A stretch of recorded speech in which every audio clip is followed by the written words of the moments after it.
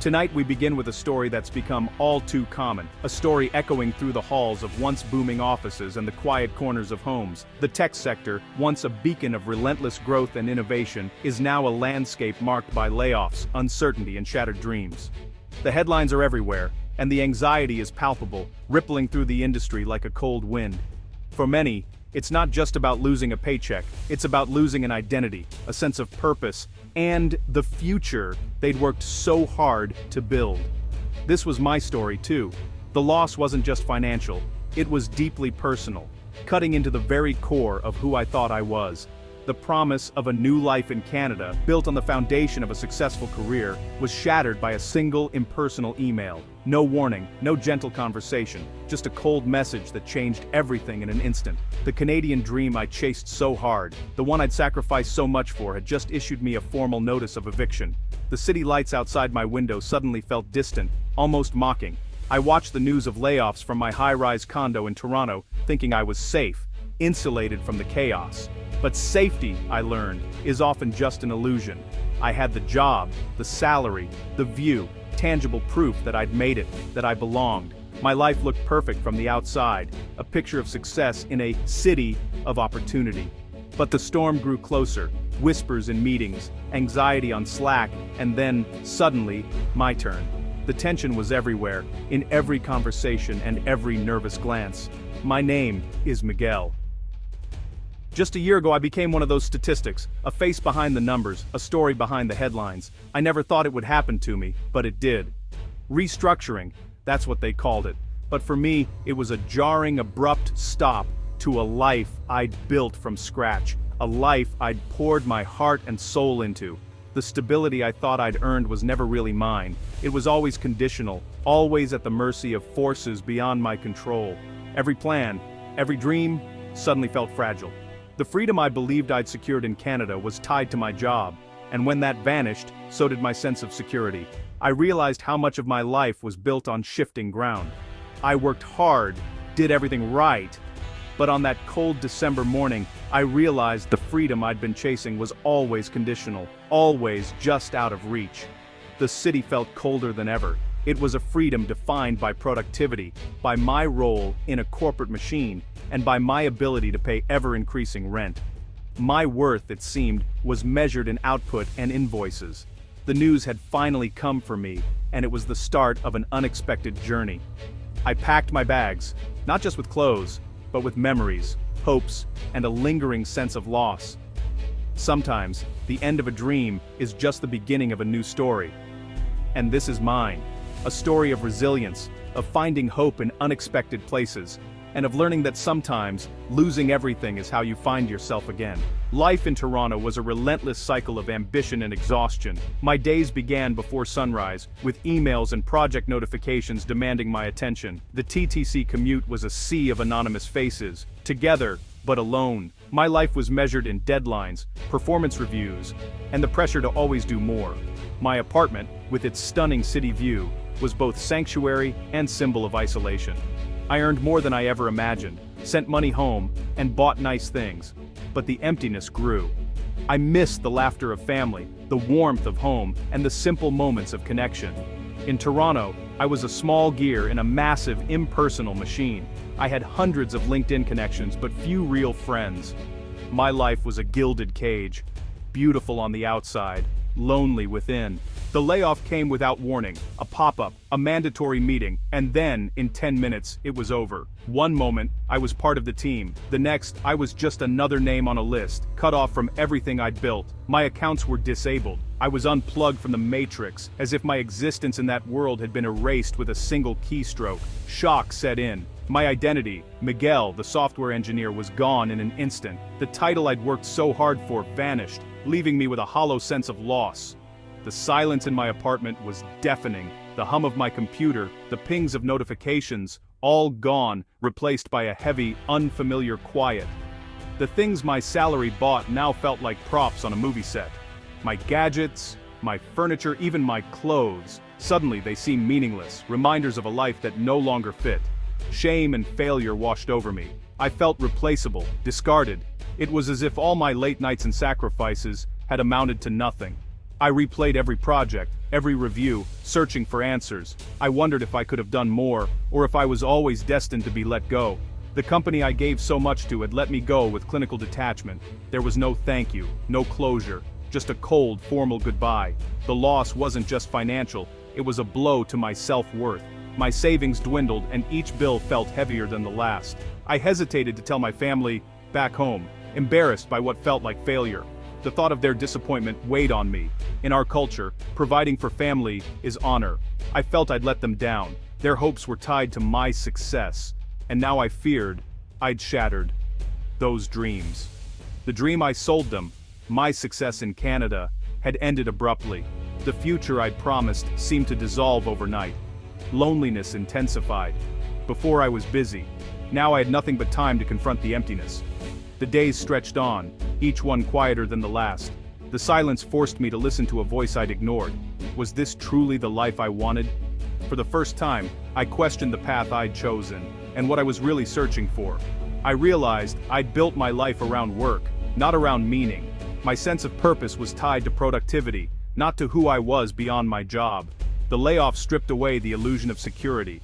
I saw how fragile everything I'd depended on truly was. I was left with questions, and for the first time, space to find real answers. The emptiness became an invitation to rediscover myself. Sometimes losing everything is what lets you see what matters. Stripped of distractions, I could finally ask, what do I truly value? What do I want to rebuild? I was ready to listen, and to begin again. This time, I would build a life with meaning, not just a job. Alone in my Toronto apartment, my mind drifted back to the Philippines. I remembered the sound of Manila waking up, the laughter of children, the warmth of family gatherings. In those moments, no one cared about your job title. You were loved for who you were. This was a different kind of wealth connection, community, belonging. I'd traded it for a higher salary and a colder climate. In Canada, life was individualistic. In the Philippines, help was always a call away. These memories shifted my perspective. I began to question if I'd measured success with the wrong ruler. I had financial security, but lacked the emotional and social security of a close-knit community. I had a beautiful apartment, but not a home. The echoes of my life in the Philippines grew louder, calling me back to genuine richness and belonging. The dream of Canada was fading. A new, more meaningful dream was taking its place. The decision to move back to the Philippines started as a whisper, a crazy idea I tried to ignore, brushing it aside as just another fleeting thought. But the more I tried to silence it, the louder it became, echoing in the quiet moments of my day. I went through the motions, updating my resume, sending out job applications, sitting through interviews, and networking with colleagues, hoping to reignite the spark I once felt, but my heart wasn't in it. Each day felt heavier, and the excitement I used to have for my career faded into the background.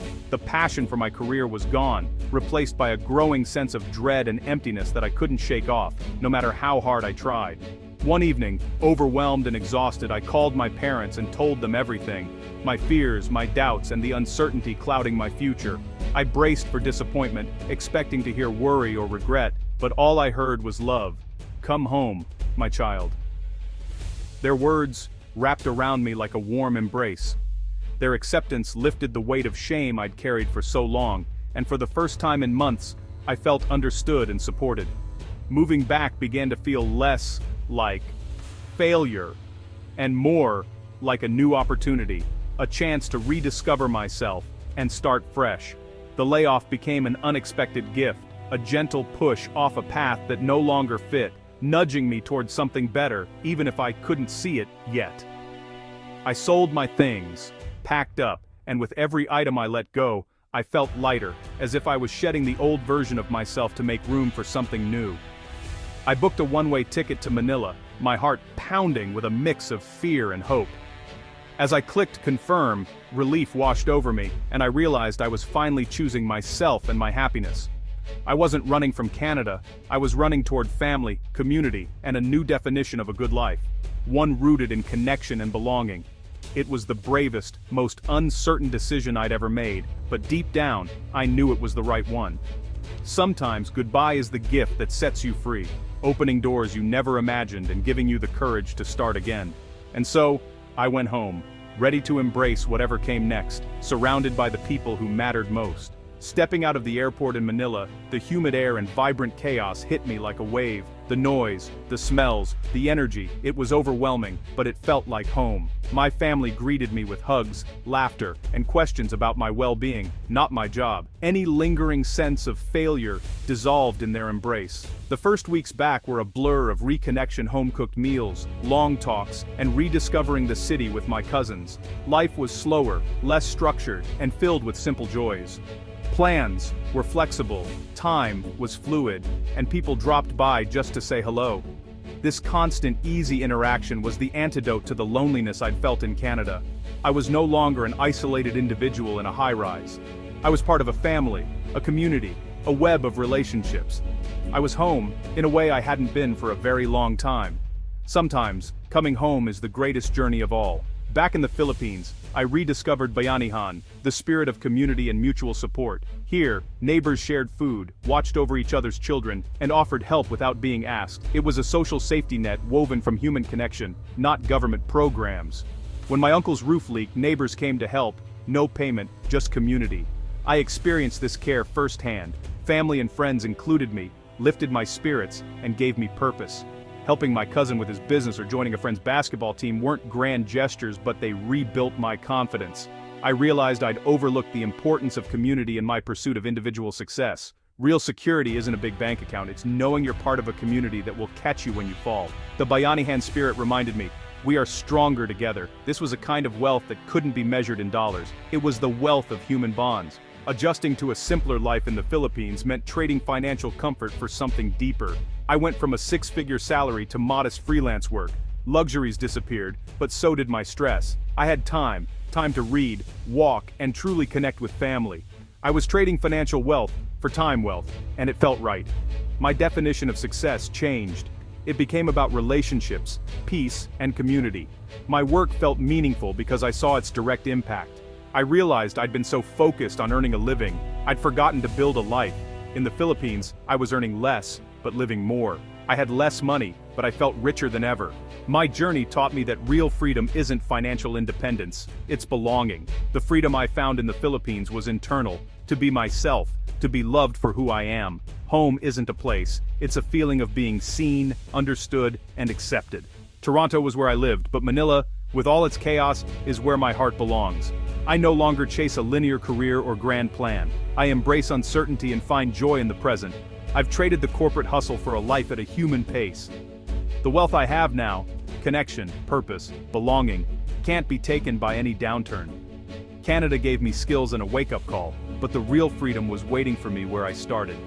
The most valuable things in life aren't things at all. They're the connections we forge and the love we share. That is my north, my definition of success, and my home.